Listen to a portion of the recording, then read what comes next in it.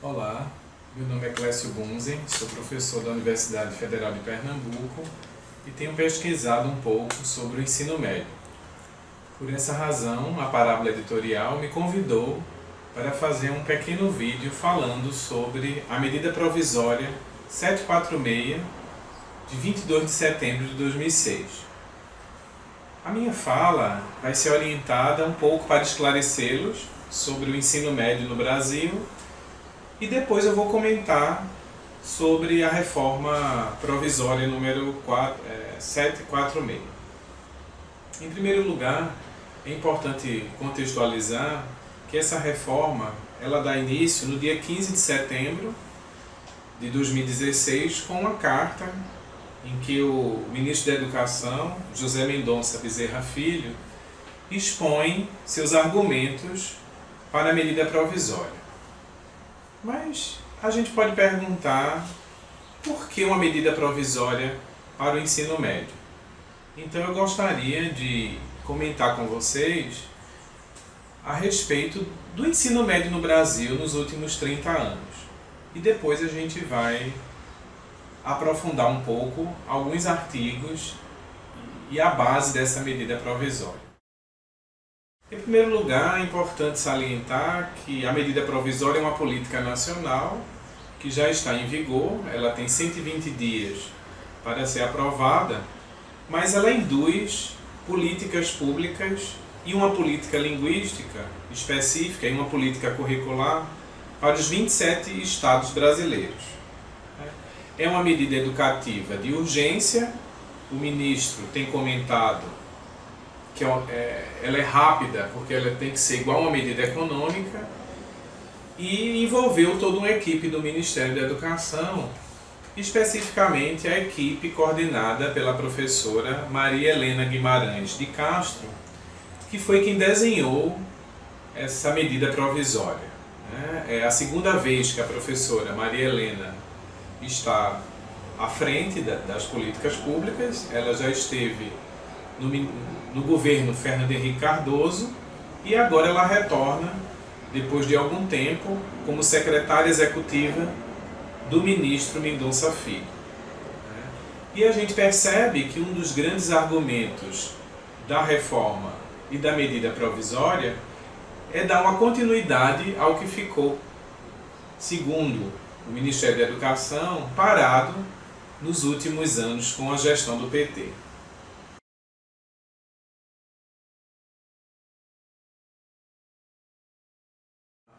Eu faço aqui uma primeira pergunta que é para a gente pensar um pouco como era o ensino médio nos anos 80 e nos anos 90, até para a gente entender um pouco os desafios do próprio ensino médio. Então eu vou rapidamente falar para vocês um pouco do cenário do ensino médio no Brasil. Durante o século XX, nós tivemos o ensino médio que a gente pode chamar de uma proposta dualista, uma proposta em que a gente tinha, de um lado, o ensino médio propedêutico, voltado para a universidade, e de um outro lado, o ensino médio para o trabalho. Lembro que nos anos 80, os jovens, eles tinham poucas escolhas. Eles estudavam no ensino público ou no ensino privado. Quem fazia escola pública poderia optar por um ensino médio técnico profissionalizante. Então, alguns jovens fizeram cursos de enfermagem, outros fizeram curso de magistério, outros faziam secretariado, outros faziam contabilidade. O currículo desses cursos eram bem diferenciados. Então, nós tínhamos um modelo bem dual. E havia já uma opção. Eu poderia optar por fazer um curso de enfermagem e eu poderia optar por fazer o ensino médio clássico ou científico. A gente já começa a perceber a complexidade desses cursos porque a gente tem problemas que ainda não foram resolvidos e que a reforma provisória e a medida provisória e a reforma do ensino médio também não resolvem.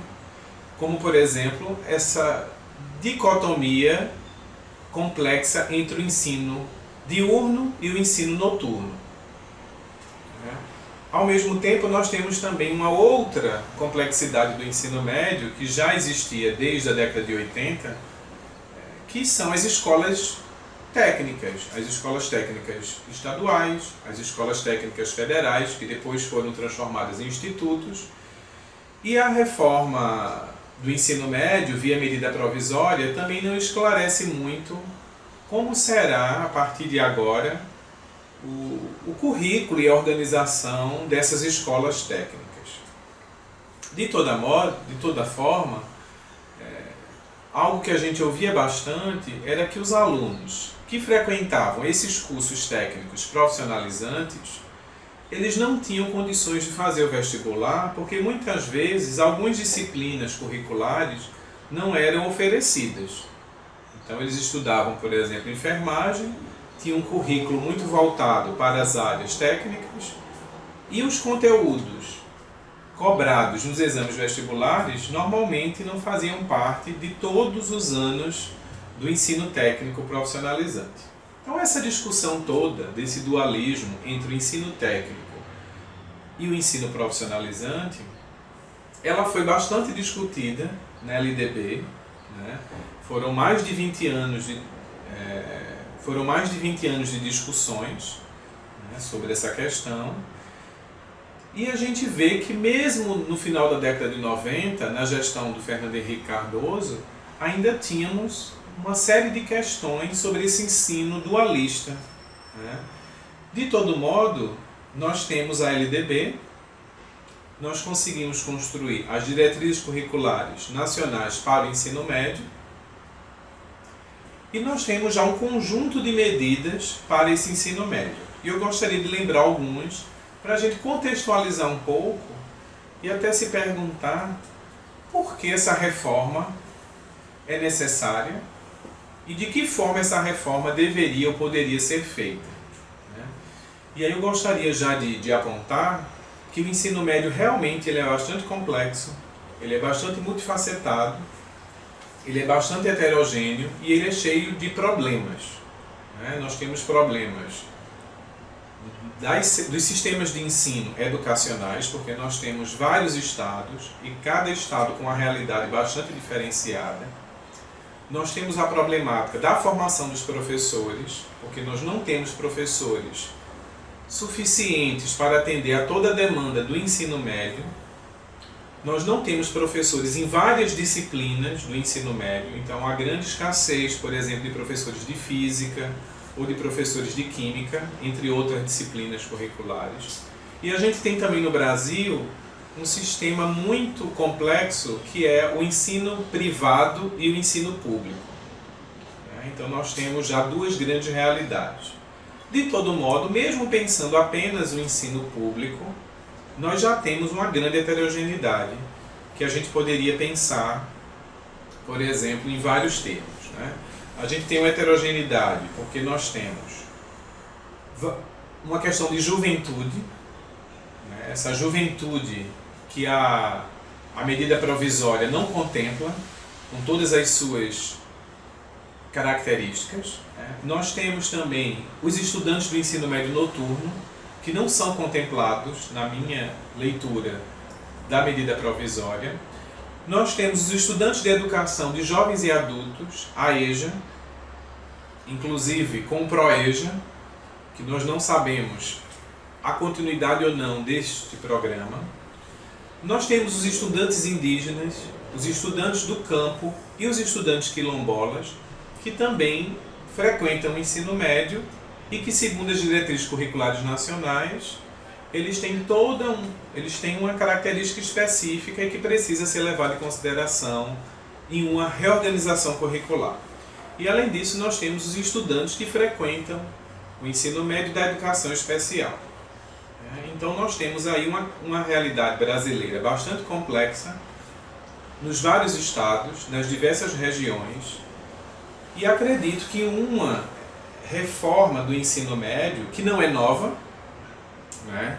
Então eu poderia apontar que a reforma do ensino médio ela começa na década de 90, né? quando a gente começa a discutir de forma mais sistemática, na própria gestão do Fernando Henrique Cardoso, os parâmetros curriculares nacionais de ensino médio que foram lançados justamente em 1999. Mas era um documento tão frágil e que não levava em conta toda a complexidade do ensino médio que sentimos necessidade de escrever um outro parâmetro curricular nacional para o ensino médio em 2002, que é o que nós chamamos de PCN+. Depois dos PCNs+, nós ainda sentimos necessidade de avançar, porque a discussão curricular não é muito clara no ensino médio, por toda a complexidade que envolve o público, os professores, as redes, a carga horária, as avaliações externas, o Enem e os vestibulares de cada região. Então nós tivemos orientações curriculares nacionais para o ensino médio, publicadas em 2006. Então, como a gente pode perceber, a reforma do ensino médio ela já estava em andamento, ao contrário do que o atual governo comenta, e um problema era justamente implementá-la, né? Porque nós passamos então por 3 propostas oficiais, federais, e um dos grandes problemas, tanto do PCN de 99, do PCN+, de 2002 e das orientações curriculares de 2006, é a implementação pelos estados, uma vez que cada estado tem uma autonomia para fazer essa implementação. O que é que isso envolve? Isso envolve pensar identidade, isso envolve pensar diversidade e autonomia, isso envolve pensar algo que nós tínhamos um trabalho bastante forte com a interdisciplinaridade e com a contextualização. Palavras que não estão claras ou conceitos que não estão claros na medida provisória, né? O currículo estava sendo organizado por 3 áreas do conhecimento. Então nós temos uma área que se chamava Linguagens, Códigos e suas tecnologias, Ciências da Natureza, Matemática e novas tecnologias e Ciências Humanas e suas tecnologias. Tínhamos um currículo muito voltado para a formação humana, para os direitos humanos, e nós ganhamos com toda essa discussão do ensino médio nos últimos 15 anos. Né? Podemos dizer que o ensino médio no século XXI ele começa a ser discutido, ele começa a ser alvo de pesquisas, ele começa a ser alvo de políticas públicas mais específicas, e aqui eu poderia citar, já citei, as propostas curriculares oficiais para o ensino médio do governo federal, mas eu gostaria de citar mais 3. Uma delas é o próprio Plano Nacional do Livro Didático, né, o Programa Nacional do Livro Didático, o PNLD, chamado também PNELEM, que avalia obras para o ensino médio. Ele começou também como um estudo piloto em 2 regiões e hoje ele abrange todo o território nacional. Recentemente tivemos também o Pacto Nacional pelo Ensino Médio.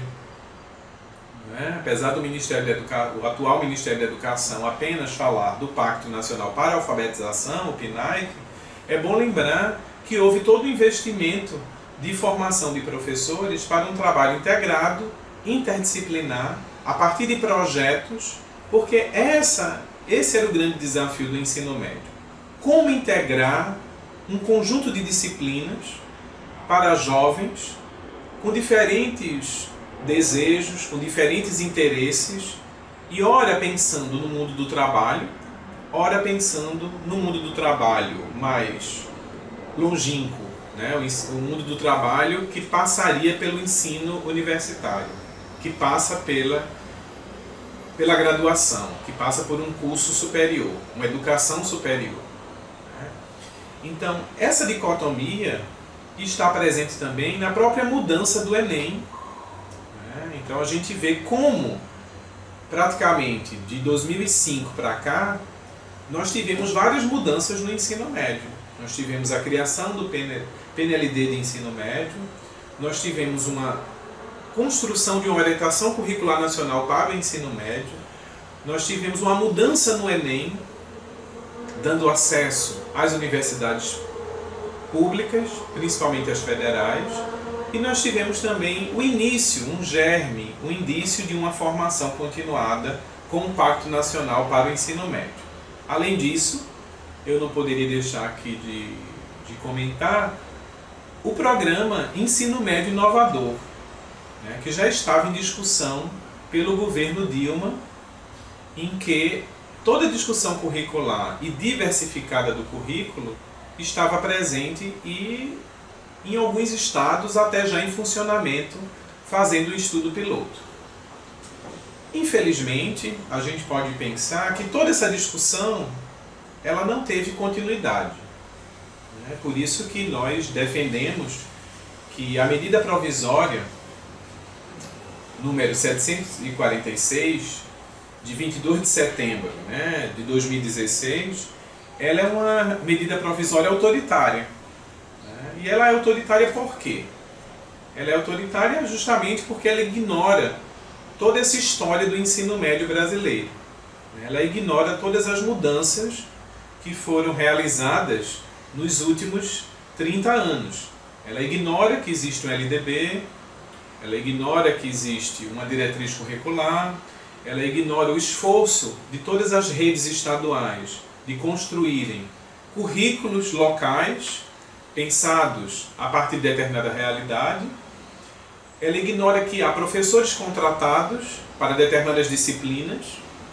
Então, na hora que eu não tenho mais aula de educação física no ensino médio, ou ela vai ser uma disciplina optativa, o que é que eu vou fazer com esse professor contratado na rede? Então, ela praticamente ela faz um desafio, né, a partir de uma medida provisória. A gente tem escutado que há uma urgência de mudar o ensino médio.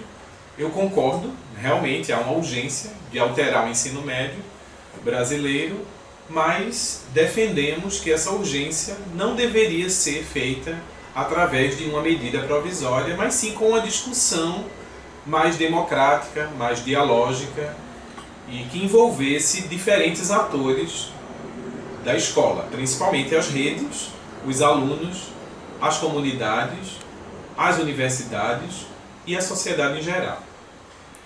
Após essa contextualização, eu queria agora falar um pouco mais da medida provisória e esclarecer alguns pontos para encerrar aqui a nossa conversa e continuar o nosso diálogo a partir de outros canais. Então eu gostaria de chamar a atenção que no dia 15 de setembro de 2016, o ministro da Educação escreve para o presidente da República um argumento, uma carta, onde ele argumenta o porquê da urgência da medida provisória. E ao analisar essa carta, a gente percebe a fragilidade da carta. E eu queria comentar aqui pelo menos 2 ou 3 fragilidades. A primeira dela é aquela que focaliza que o ensino médio brasileiro tem problema porque o aluno tem 13 disciplinas. E aí a solução seria, especificamente, você ter um ensino médio integral e você ter uma flexibilização dessas disciplinas. Então a gente poderia pensar, né? O problema seria a quantidade de disciplinas ou o trabalho que é realizado nessas disciplinas. Porque se o aluno tem problemas em cursar 13 disciplinas, vai ser muito difícil ele fazer uma universidade ou ele fazer um curso técnico profissionalizante, porque certamente ele vai também ter contato com 13 ou mais disciplinas ao longo de qualquer currículo de um curso superior ou um curso técnico profissional. Então o meu argumento aqui é que o problema não é de ter 13 disciplinas, mas o problema é como essas 13 disciplinas dialogam. E isso já estava sendo discutido desde os PCNs de 1999, que é uma proposta de um ensino médio mais integrador, um ensino médio mais interdisciplinar, um ensino médio organizado por áreas do conhecimento, um ensino médio em que os professores pudessem dialogar mais. Inclusive, a própria diretriz curricular nacional para o ensino médio já defende que cada sistema de ensino tenha uma flexibilidade curricular. Então, não é novidade que o ensino médio seja flexível. A grande questão é que não conseguimos implementar essa flexibilidade, e precisaríamos sim repensar o ensino médio para que ele fosse mais flexível, mas não de uma forma autoritária, uma vez que a flexibilidade curricular já está prevista em vários documentos do ensino médio. Então esse é um problema que fica muito forte na carta e na medida provisória, que é uma política curricular. Na realidade é um golpe curricular, porque você vai retirar determinadas disciplinas e colocar outras no lugar, sem um diálogo com os alunos, com as escolas e com os professores. Alguns professores vão perder disciplinas e até perder uma luta, como os professores de espanhol, que lutaram tanto para ter a sua disciplina obrigatória, mesmo sendo facultativa para os alunos. Porque a disciplina de espanhol ela é obrigatória, ser oferecida. Não quer dizer que o aluno tenha que fazer a disciplina, ele pode optar, mas o Estado precisa ofertá-la. Então esse é um grande problema que a carta mostra. E um outro problema é atrelar todo esse problema complexo do ensino médio, de evasão, de formação de professores, de currículo, de avaliação interna da própria escola e externa, aos números. Tanto o Ministério quanto toda a discussão que tem envolvido a mudança curricular, se fala muito em números, que os alunos se dão mal na prova tal, que os alunos não estão bem no IDEB, que o IDEB caiu, e que o Enem mostrou. Só que esse é um problema da educação básica. Lembrando aqui, algo que eu gostaria de falar, é que outra conquista da gestão anterior é justamente, já que é um argumento de que não fizemos nada para o ensino médio, é justamente a garantia que o ensino médio se tornou parte da educação básica. Então, hoje em dia, nós temos uma clareza, isso foi uma conquista, isso não é natural, isso é uma conquista muito recente, e talvez por isso não deu tempo nem de caminhar tanto. O ensino médio agora é uma última etapa da educação básica. Então, nós temos 3 etapas. A educação infantil, a primeira etapa, o ensino fundamental é a segunda etapa, e o ensino médio é a terceira etapa. Além disso, desde 2004, houve uma revalorização de uma possibilidade do ensino médio integrado com a educação profissional e técnica. Quer dizer, foi mais um avanço nessa dicotomia entre ensino propedêutico, que leva à universidade, e o ensino técnico profissionalizante. Então, esse é um outro argumento que fica muito forte na carta, que os alunos não gostam do ensino médio, porque ele é fragmentado, porque ele tem 13 disciplinas, e eles não conseguem estudar todas essas disciplinas, e por isso eles se dão mal, principalmente na prova de português e matemática. E aqui a gente vê novamente um outro grave problema, achar que formar um aluno para o ensino médio é apenas ele se dar bem em português e matemática. Porque quando eu digo que um aluno não se dá bem em português, automaticamente eu estou dizendo que ele não sabe ler, ou que ele não desenvolveu ainda capacidades de leitura específicas. Mas é um erro achar que é só o professor de português, ou só a disciplina de português, ou a disciplina de matemática, que vai conseguir resolver esse problema do ensino médio. Porque para um aluno leitor, ele vai precisar fazer a leitura de várias questões do mundo e de vários textos. Então ele vai precisar de um professor de história que vai ler como historiador, ele vai precisar de um professor de física que vai ler um gráfico interpretar um gráfico como um físico, ele vai precisar de um professor de artes que vai fazer a leitura de uma obra de arte, uma escultura, uma pintura, um filme como um artista.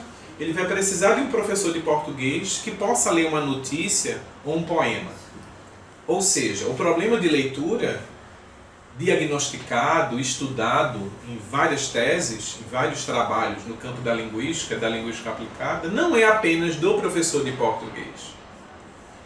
E esse é o grande desafio. Como fazer o ensino médio integrado, em que as múltiplas linguagens e que os múltiplos textos e os múltiplos gêneros possam perpassar por todas as disciplinas curriculares.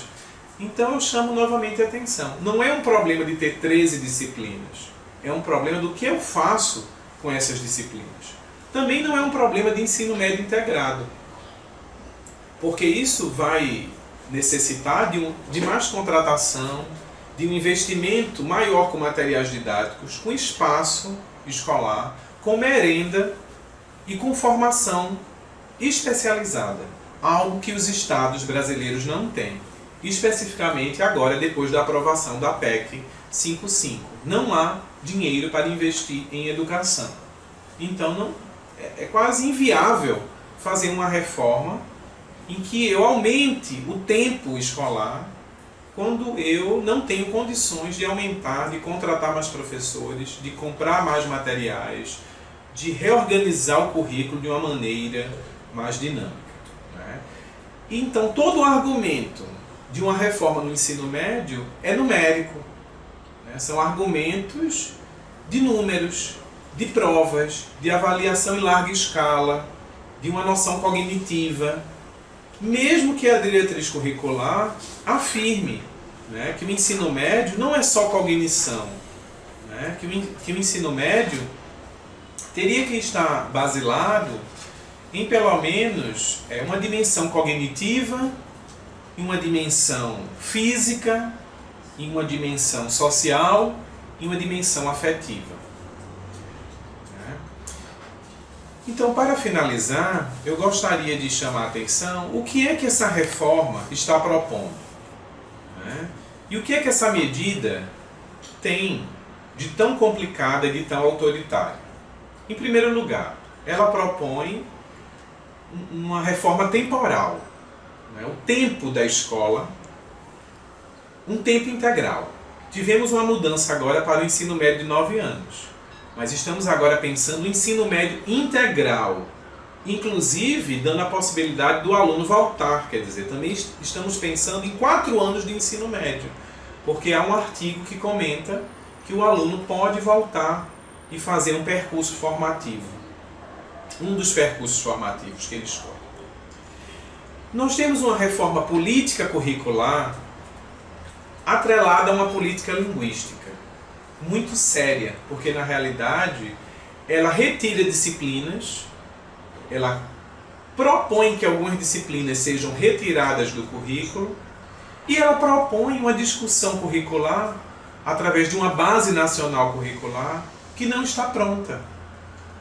Nós não temos uma base curricular nacional aprovada. Só que a medida provisória coloca uma grande força do currículo do ensino médio na base. Mas a base não está pronta. Então corremos um outro risco, que é de engessar a base curricular nacional. Porque a base curricular nacional foi feita para um outro currículo. Né? Foi feita para um outro tempo pedagógico. Né? Então a gente pode lembrar algo aqui muito interessante, que a base curricular nacional foi feita com base na LDB e com base nas diretrizes curriculares, em que eu tinha disciplina de língua portuguesa, matemática, arte como obrigatória, inclusive música como conteúdo obrigatório, educação física como disciplina obrigatória, história, física, química, filosofia e sociologia obrigatória nos 3 anos do curso do ensino médio. E além disso, a língua estrangeira moderna na parte diversificada, justamente para mostrar que esse currículo já era um pouco diverso. E que o espanhol tinha que ter uma oferta obrigatória a partir de 2005, cabendo ao aluno cursar ou não a disciplina de espanhol.